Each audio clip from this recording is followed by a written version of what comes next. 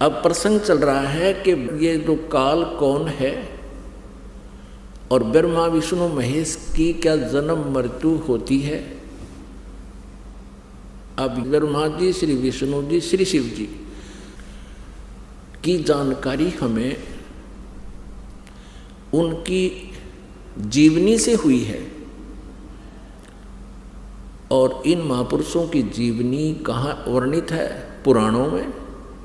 जितने भी पवित्र हिंदू धर्म के आचार्य गुरु हुए हैं वो यही कहते हैं कि शिव पुराण में ऐसा लिखा है, विष्णु पुराण में ऐसा लिखा है और ब्रह्मा पुराण में ऐसा लिखा है, श्री देवी पुराण में ऐसा लिखा है और श्रीमद् भगवद गीता में ऐसा लिखा है और पवित्र वेदों में ऐसा लिखा है। तो उनके इस वक्तव्य को हमने सच्चा माना क्योंकि ये संस्कृत जानते हैं, सभी सदग्रंथ संस्कृत में लिपिबद्ध है। तो भोले श्रद्धालुओं ने उन अज्ञानियों के वक्तव्यों को शास्त्र अनुकूल मानकर सिरोधार्य कर रखा है। अब परमेश्वर पूर्ण ब्रह्म कबीर देव जी सारी सृष्टि के रचनहार ने स्वयं आकर के इस काल के जाल का भांडा फोड़ किया। इसने जो जुल्म अत्याचार हमारे ऊपर कर रखे हैं उस परमेश्वर ने स्वयं आकर हमें बताया। 600 वर्ष पहले परमेश्वर कबीर देव जी ने यही ज्ञान दिया था जो आज पवित्र पुराणों में, पवित्र वेदों में, पवित्र श्रीमद् भगवद गीता जी में आज वर्णित पाया, उनके अंदर लिखा पाया। और उस समय के ये नकली गुरु आचार्य ये कहा करते थे कबीर जी तो जुलाहा है और शूद्र जाति से संबंध रखता है, इसको किसी ब्राह्मण ने शिक्षा नहीं दी, ये सदग्रंथों के बारे में क्या जाने, ये झूठ बोल रहा है। परमेश्वर 600 वर्ष पहले कहा करते थे कि ब्रह्मा विष्णु महेश जी ये नासवान हैं, इनकी जन्म मृत्यु होती है, ये अविनाशी नहीं है, ये कंप्लीट गॉड नहीं है, ये अखिल ब्रह्मांड के नायक नहीं है, ये पूर्ण परमात्मा नहीं है। और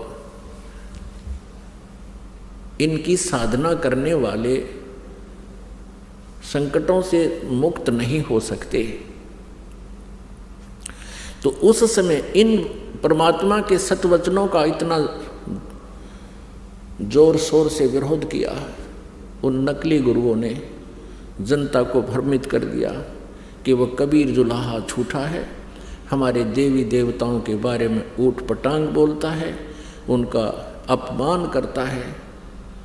और परमेश्वर के पीछे हमें लगा दिया उन दुष्टों ने, हमें भी पाप का भागी बनाया और आप भी घोर पाप के भागी बने। वही ज्ञान जो 600 वर्ष पहले परमेश्वर कबीर देव जी ने बताया था, आज ये दास आपको परमेश्वर के ज्ञान को अपने सदग्रंथों से मेल करके रूबरू करा रहा है।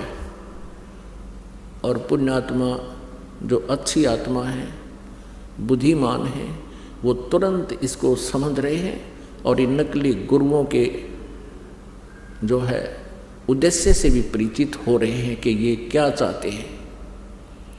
इनका उद्देश्य सदा ये रहा है कि हम जनता को सच्चाई से दूर रखें ताकि इनके ये रोजी रोटी बनी रहे, इनका आचार्य पद सुरक्षित रहे, इनका गुरु पद सुरक्षित रहे और इनको जनता के कल्याण से कोई लेन देन नहीं। यदि ये सत्य में वास्तव में जनता के हितैषी हैं, ये गुरु नकली और ये महंत अपना जीवन नष्ट कर रहे हैं, अगर ये हितैषी हैं तो इस ज्ञान को समझे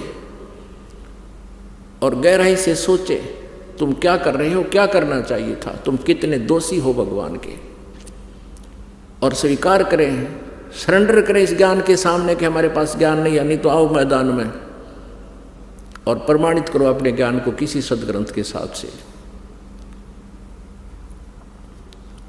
अब यह आध्यात्मिक ज्ञान चर्चा एक प्रोग्राम स्पॉन्सर करवाया जा रहा है भक्तों के द्वारा। अब इसमें देखते हैं कितने लोग आते हैं। यदि ये हितैषी हैं जनता के तो आएंगे और अपने विचार व्यक्त करेंगे, और साथ में फिर दास भी अपना टिप्पणी करेगा, विचार देगा।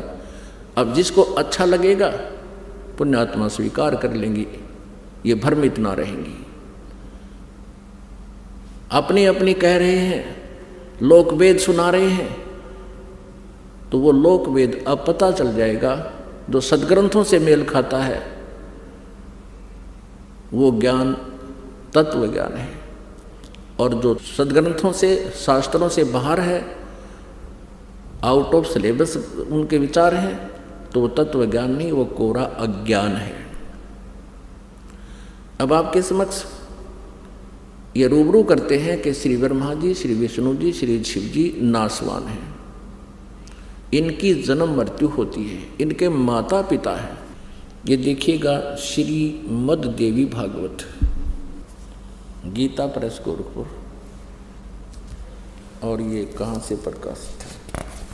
संपादक हैं हनुमान प्रसाद पोदार, चिमनलाल गोस्वामी, गीता प्रेस गोरखपुर से प्रकाशित है। इसके तीसरे स्कंद में प्रश्न नंबर 123 पर भगवान विष्णु जी स्वयं स्वीकार कर रहे हैं। विष्णु जी कहो तो श्री कृष्ण जी कहो, तुम शुद्ध स्वरूपा हो, यह सारा संसार तुम ही से उद्भासित हो रहा है। अपनी माता दुर्गा की स्तुति करते हुए श्री विष्णु जी बोल रहे हैं, मैं ब्रह्मा और शंकर हम सभी तुम्हारी कृपा से विद्यमान हैं। हमारा आविर्भाव माने जन्म और तिरोभाव माने मृत्यु हुआ करता है। हमारा तो जन्म और मृत्यु होता है, केवल तुम ही नित्य हो, जगत जननी हो, प्रकृति और सनातनी देवी हो। भगवान शंकर बोले, देवी यदि महाभाग विष्णु तुम्ही से प्रकट हुए हैं, यानी तो आपसे जन्म हुआ है, तो उनके बाद उत्पन्न होने वाले ब्रह्मा भी तुम्हारे ही बालक हुए। फिर मैं तमोगुणी लीला करने वाला शंकर क्या तुम्हारी संतान नहीं हुआ? अर्थात मुझे भी उत्पन्न करने वाली, जन्म देने वाली तुम ही हो शिवे। संपूर्ण संसार की सृष्टि करने में तुम बड़ी चतुर हो। इस संसार की सृष्टि, स्थिति और संहार में तुम्हारे गुण सदा समर्थ हैं। उन्हीं तीनों गुणों से उत्पन्न हम